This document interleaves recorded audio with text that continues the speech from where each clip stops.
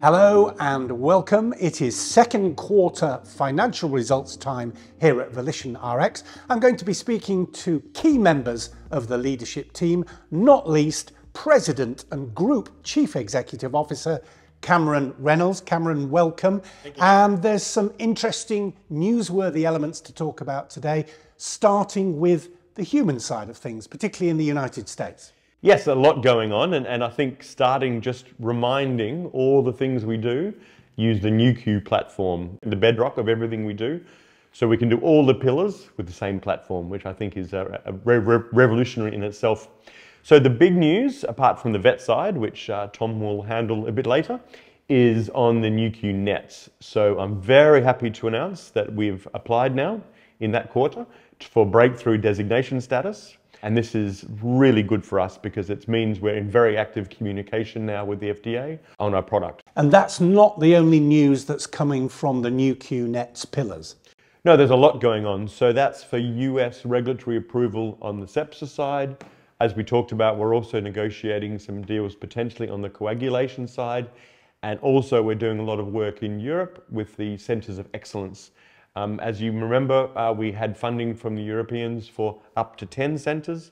I'm very happy to say we have 7 working or about to start, and each of those is hoping to come through a lot of different data in different areas.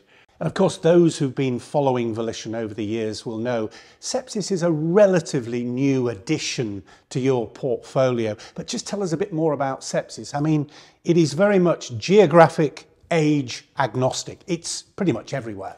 Yeah, and horrifyingly, every hour you're delayed in diagnosis can be as much as 7% increase in chances of mortality. So horrifying, 11 million deaths a year, up to 50 million cases per year, 1 in 5 deaths worldwide, so it's huge. And again, it's on our Nu.Q platform. We are measuring the chromatin fragments in circulation and hopefully detecting early and following progression of treatment. And now is coming up to Sepsis Awareness Month in September. We're having a key opinion leaders workshop, have a position statement to also show how important all this is and how our product could really help change sepsis treatment and diagnosis. Well, thanks very much, Cameron. Please stay with us. We're going to talk now, as we promised, to some other key members of your leadership team, starting with the CEO of Volition Veterinary. And I caught up with Dr. Tom Butera earlier and asked him about the latest on Nu.Q Vet.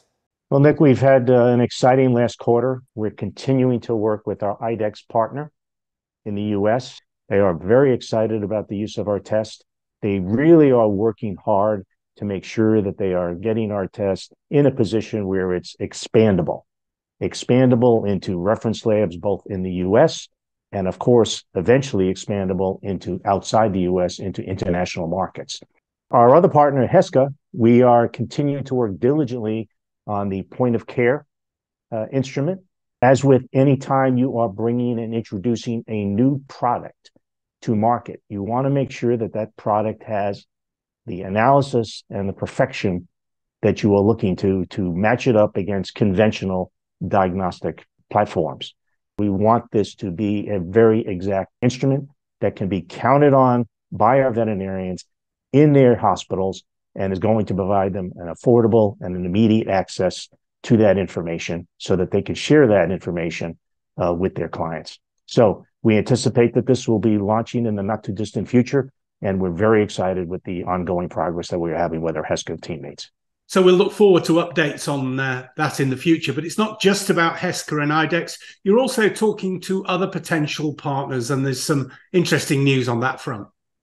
We are hearing from a number of people and reference labs in Europe and in Asia.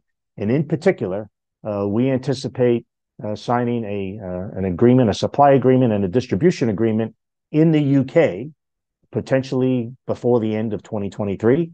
But in addition to that, we also have potentially have strong conversations in Germany as well as in Asia.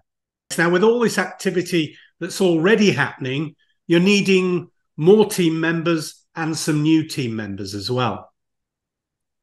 Exactly, Nick. And we brought 2 exciting new team members on. The first one is John McKenna. He is our corporate global accounts manager.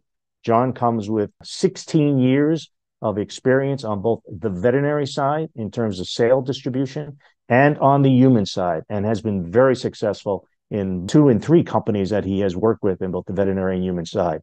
He has a huge bandwidth of experience, and he's really going to be focusing a lot of his time on a lot of the corporate consolidators that are out there in the US, which represents a significant number of hospitals, and continuing to create awareness about the Nu.Q platform and making sure that those hospitals also know about us.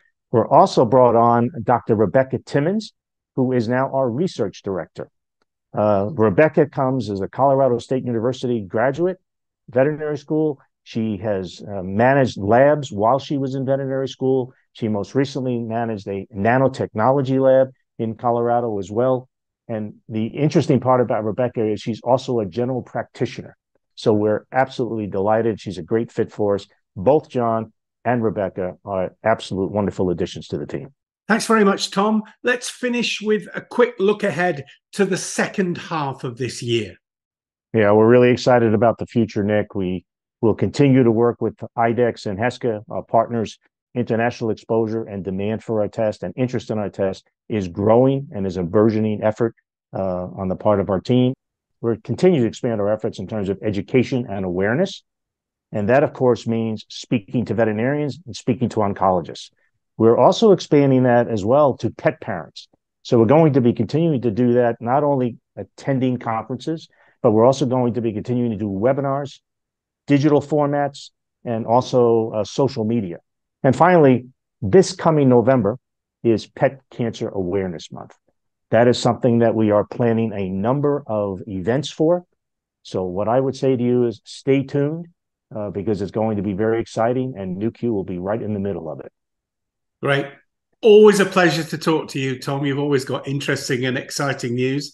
So that's all from you. Have a great quarter. We'll be seeing you soon.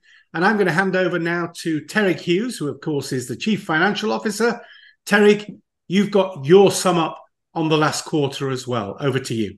Thanks, Nick. We ended the quarter with $19.7 million of cash and cash equivalents, compared to $10.9 million at the end of 2022. And that increase reflects the fact that we received $17.6 million from a public offering of our common stock in June. While we continue to manage our costs carefully, as expected, our costs have increased compared to the second quarter of 2022, with net cash used in operating activities of $7.3 million, reflecting costs for the clinical trials in the US. So I'm pleased to report that we achieved $366,000 of revenue compared to $306,000 for the whole of 2022. So great progress there. Year-on-year revenue growth was driven by sales of our Nu.Q Vet Cancer Test, which grew 5-fold over the prior year, from sales of our kits through our agreements with Heska and IDEXX. So Terig, finally, how do you see the year shaping up finance-wise? As we've previously stated, it's difficult to give meaningful revenue guidance at this early stage of commercialization. We are making very significant progress on a number of our pillars. From a funding perspective, we expect to receive significant funding from a number of Belgian agencies, as well as $13 million in milestone payments from Heska Corporation. Well, good, Cameron, to hear the financial news there. Going forward, let's move towards the wrap-up. You've got a couple of points you'd like to make before we finish. Yes, we've also had some very exciting results come through in lung cancer in the second biggest hospital in France, and Dr. Leah Pian, who has submitted several posters already, and we just announced also submitted a paper. So that's all progressing very, very well, and we hope to have a lot of new news on lung coming up throughout the next few quarters. And also Nu.Q Discover, which is where our technology is used by other groups. We have a range of different contracts in place now where other groups are using it, and we made a lot of progress. There's a lot of interest in the Nu.Q platform. Obviously, we cannot do it all, so we're working with a lot of other groups to use our platform. And this often takes the form of smaller amounts of revenue to start with, and then hopefully rolling into bigger and bigger revenues as those products are developed as well. So good to see movement both on the human and the veterinary side. Finally, if I'm an investor, what should I be looking at for the next 6 months, do you think? So there's a long list that should happen in the next 6 months. So obviously the vet space, we talked about the products launching and new ones coming through all the time. So it should see a very good growth in the vet side. On the NETosis side, we should have a lot more idea of the FDA in the coming months as well as a lot of data and information coming out from Europe. So that's all very exciting. Also, we talked about the human cancer and discover sides. And also, as I also mentioned briefly, the NICU capture side should also be providing some news in the coming quarters as well. We'll look forward to catching up on that. Cameron Reynolds, CEO, Group CEO and President of Volition RX. Thank you very much for joining us. Thank you very much, Nick.